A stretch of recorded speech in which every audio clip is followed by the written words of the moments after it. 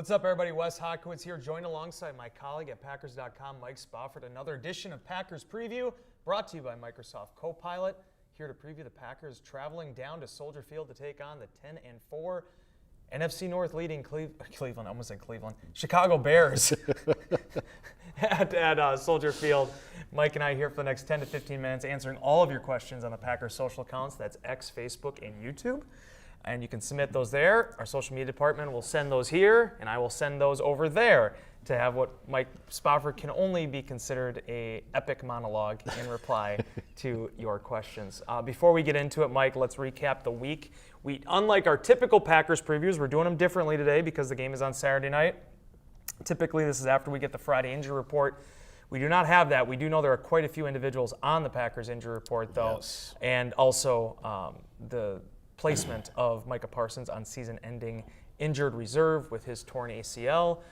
I recently posted a story on Packers.com kind of reviewing what you wrote earlier this week on the multitude of players that are probably going to be questionable for this one. Yeah.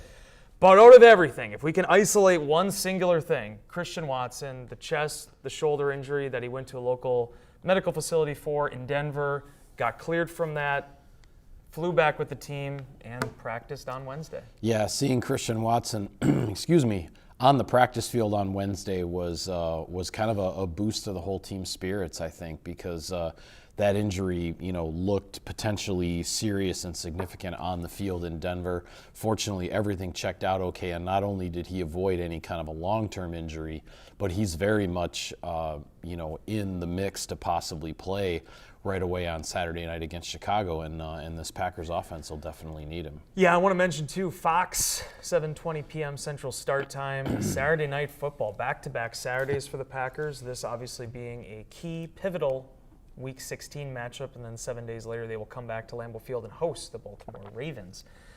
Do you want to jump into the questions? Sure. We got a couple for you here. Yeah, always. Bounce them right off this guy. All right, we'll start with this one on YouTube. Soledad Shoulder. Who is considered the next man up now that Parsons is out and Igbari has been most impressive besides Gary, in my opinion? Yeah, I mean, the Packers, it's going to be a replacement by committee, right? I mean, J.J. Enigbari is going to get more snaps. Lucas Van Ness, as long as that foot is doing all right, he's going to get more snaps. We'll see if they activate Brenton Cox Jr. off of injured reserve. He would be another option in some pass rush situations to have another guy off the edge. Obviously, Rashawn Gary is going to take his usual snap load, if not a larger load, as well as the veteran guy there. So it's going to be a committee to replace Micah Parsons and to try to handle that workload as well as some schematic changes, I think, by Jeff Hafley. Yeah, and I also look at it from the standpoint of, okay, so obviously there's only one Micah Parsons, not only on this football team, but potentially in the National Football League. For sure. I mean, he's one of the best pass rushers of his era, obviously can play in a multitude of different ways. We saw how Jeff Hafley tailored the defense around him, moving around more and more throughout the course of the season. I mean, the guy just completely wrecked shop. Didn't really matter if it was against a guard, center, lining up outside. A player that is going to be a premier playmaker for years to come. That's why Green Bay signed the extension in addition to, obviously executing the trade. All that being said, one of the points I tried to raise in some of my content this week and with the Insider Inbox was this is about as healthy as the Packers have been. They'd have as many options as they've had all season at edge rusher. Lucas Van Ness, as you mentioned, the foot injury, he returned to practice. He was estimated as a DMP on Tuesday. He's still working through that, was limited on Thursday. He can play inside and outside. Enigbari, I think, has been one of the more underrated defenders for Green Bay the last 4 years. When you think about what he offers as a run defender, in addition to, complementing Parsons on that sack against Caleb Williams 2 weeks ago. Yeah. And then keep in mind, Barron Sorrell was a healthy scratch last week. You do still have potentially Colin Oliver available too, depending on how the Packers want to play this thing, the rookie 5th round pick. If you're not going to have Micah Parsons, the Packers in terms of quantity, have a multitude of different directions that they could go. Yeah, absolutely. You're not going to ask one guy to play 65 or 70 snaps in this game. You're going to spread out that workload and try to keep guys fresh and then see what kind of production you get. All right, so we will start over here on, there's a couple I want to go through. There was one from Austin Vosters that said, if Quay doesn't play, what will the Packers do with their linebacking core? Quay Matthews. This has been, this is what You're happens having a day, my friend. when we do like 8 videos in one day and my brain just stops, working with my mouth. Quay Walker came back and I think has looked really good for Green Bay right now. And I want to use that question to kind of leapfrog into this. When you talk about not having Devontae Wyatt and now you lose Micah Parsons, the simulated pressures, the blitz packages that Jeff Hafley dialed up last season, I'm curious to see how much of that we see now moving forward. A good question from Jason Wilde yesterday was asking Hafley in the press conference, the concepts that you had last season that you were planning to utilize going into this season, what would you do with them as far as trying to, use that with Micah Parsons? Micah Parsons isn't here. Can you go back to some of that now? A lot to be considered here for Green Bay, not only with Quay, with Edgerrin Cooper, and we've even seen Tyron Hopper play a lot this year as well. Yeah, no doubt. I mean, if the Packers get back, if Jeff Hafley wants to go back to the whole simulated pressure thing where you put 6-7 guys up on the line of scrimmage, but the vast majority of the time you're only going to send 4, you're trying to keep the offense guessing as to, okay, which of all those guys at the line of scrimmage, which 4 are coming, who's dropping into coverage.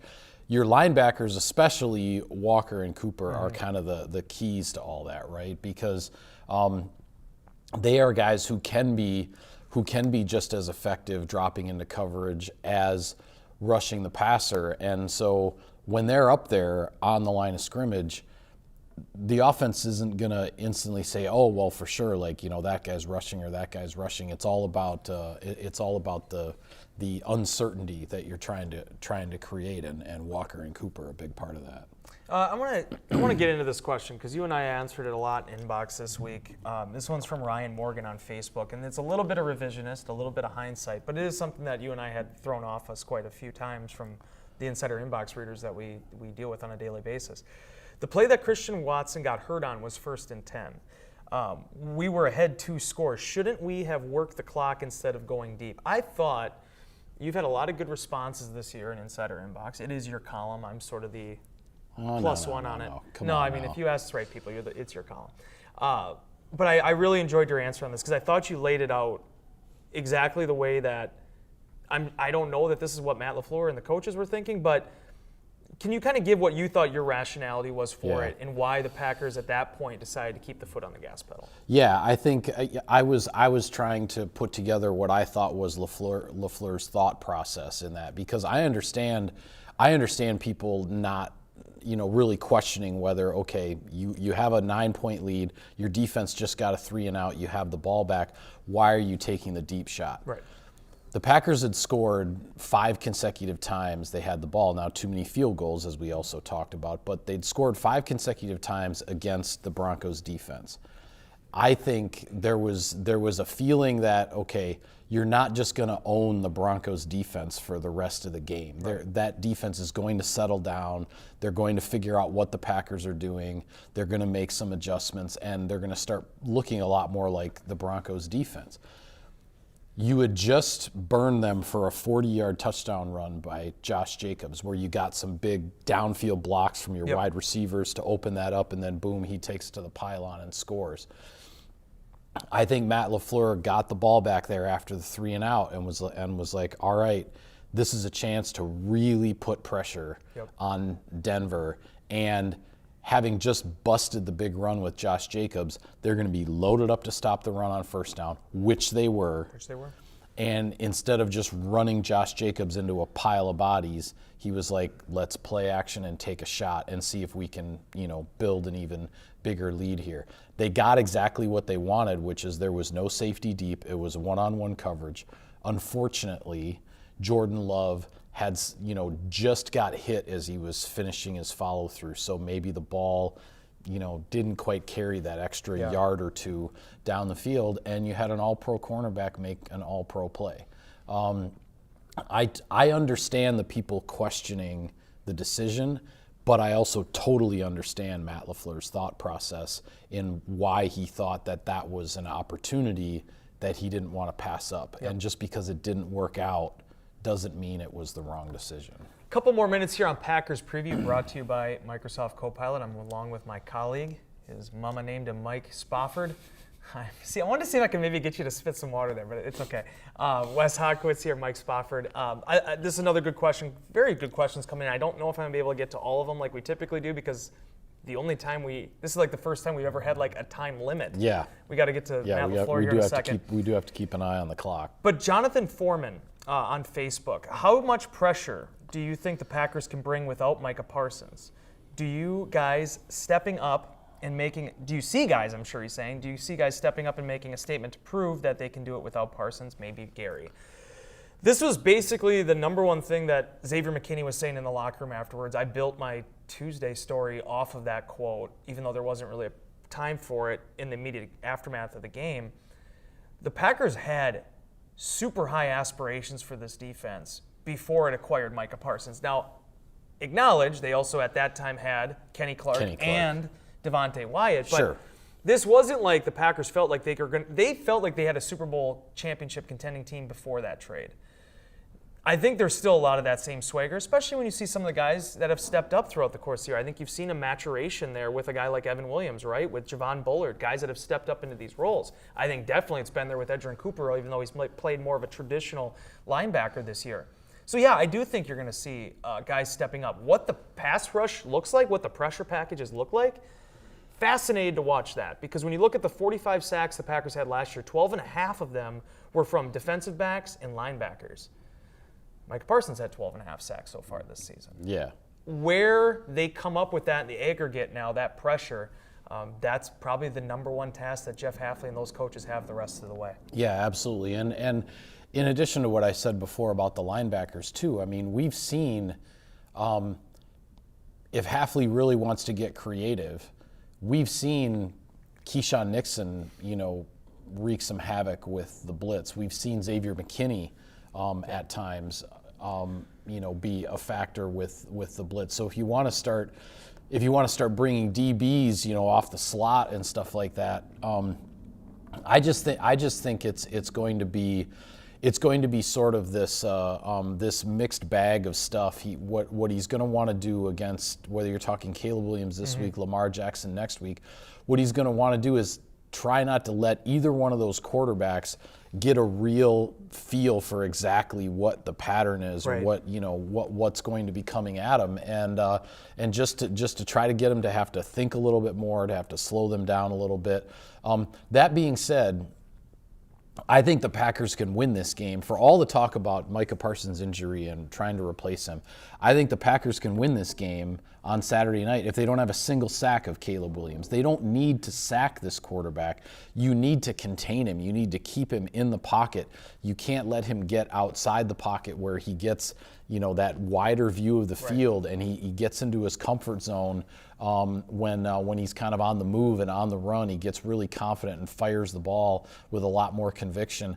That's what you need to try to avoid Saturday night against Caleb Williams. And if the Packers end this game without any sacks, I don't think that's necessarily going to be the difference maker. It's how much did they make Caleb Williams throw from the pocket versus when he gets outside. We got time for two more questions, and I'll ask you for a quick key to victory. But this question is from Sam on Facebook. Any updates on players that are coming off IR? Okay, I'm glad you asked that, Sam. So here's where everything sets up for the Packers as it relates to injured reserve right now. Brenton Cox Jr. and Colin Oliver, I think, Mike, have to get activated today, right? Or tomorrow? From the 21-day window. Their 21-day window is closing in terms of practice. Yeah. But to your point about what you mentioned with Cox earlier, he's been full all week. And I think he was maybe even full last week. I mean, he's making progress here with that groin. It's 3 months in the rear view. That, I think, when you're talking about guys that could potentially get added in the mix, you remember last year after they traded Preston Smith, before that, Cox was a healthy scratch the entire time. He was activated after that in the last 7 games of the regular season. He had 7 quarterback hits and 4 sacks. Definitely provided a spark. He's a name to keep an eye on.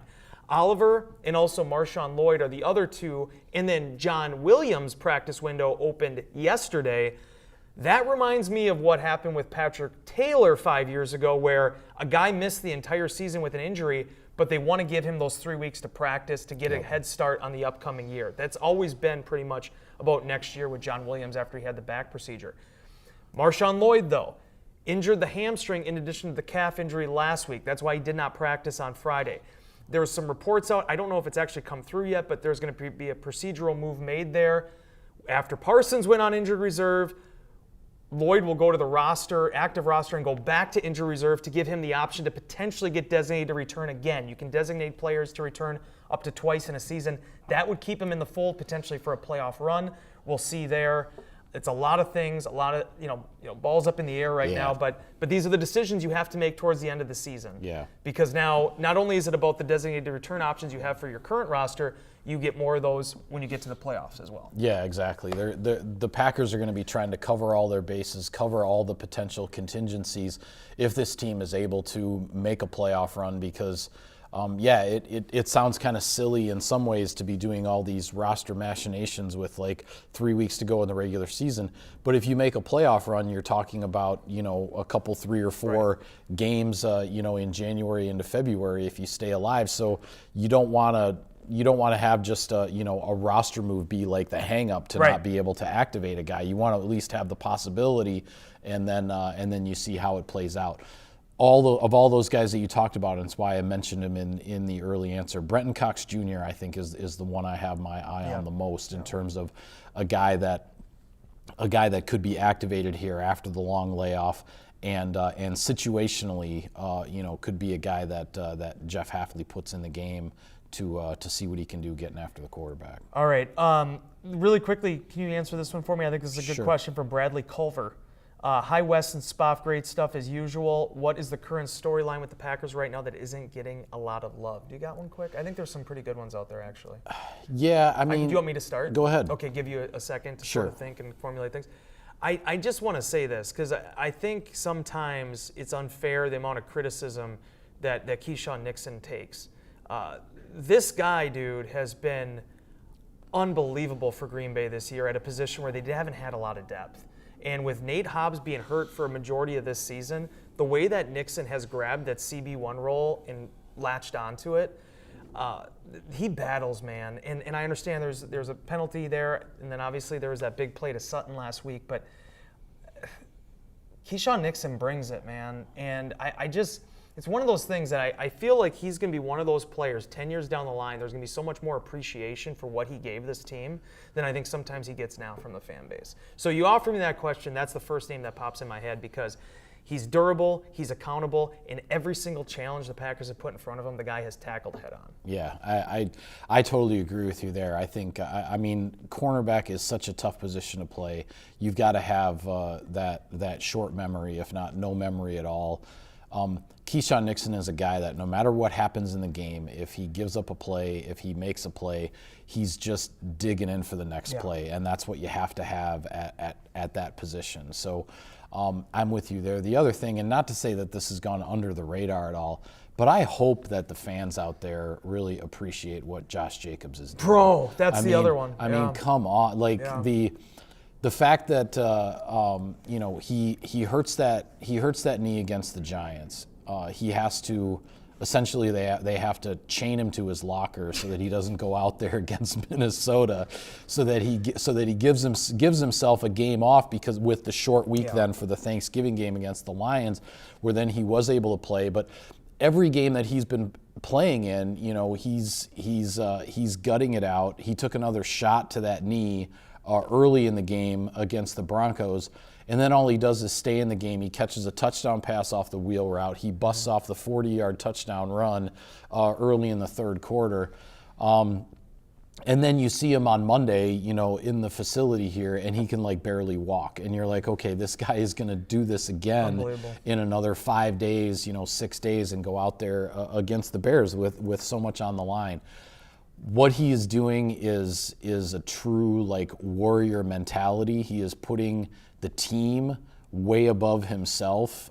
He knows how important he is to this team, and the example that sets for other guys that this is what it's all about to be a pro, to be an elite level pro in the NFL. This is what it takes. This is what you have to do. That kind of leadership is absolutely invaluable, in addition to what he's producing on the field with, 92 yards and 2 touchdowns, touching the ball like 14 times against the Broncos. Crazy. Like, incredibly productive player and a big-time leader for this team. We got to go. Sam and Ellie are 2 social media interns who I think we might have hired from a local high school. They both are ripping me right now because I said bro, and they want me to take a lap because that's a buzzword right now about around Lambeau. So, okay. My big bro there. And typically I'm a bruv guy too, so I guess I'll have to do that before we get over to Matt LaFleur in his press conference. Packers win if, just give me 2 sentences. How do the Packers win this game? They have to protect the football again. A lot of people not talking about that because of everything that's gone on in the last couple of games. You can't let this Bears defense take the football away, and that's how you beat them, because you can score points on them. Mike Spofford, Wes Hodkowitz, Packers Preview brought to you by Microsoft Copilot. We thank you as always for joining us. A different edition, a morning edition this time around, but stay tuned to Packers.com, the Packers mobile app. Tons of content today, tomorrow, leading up to Saturday night's game against the Chicago Bears. Fox, 7:20 p.m. Central start time. 7:20. It's going to be a good one. Mike Spofford, Wes Hodkowitz, Tyler Gajewski behind the camera, everybody back upstairs. We thank you for joining us, and enjoy the game, everybody.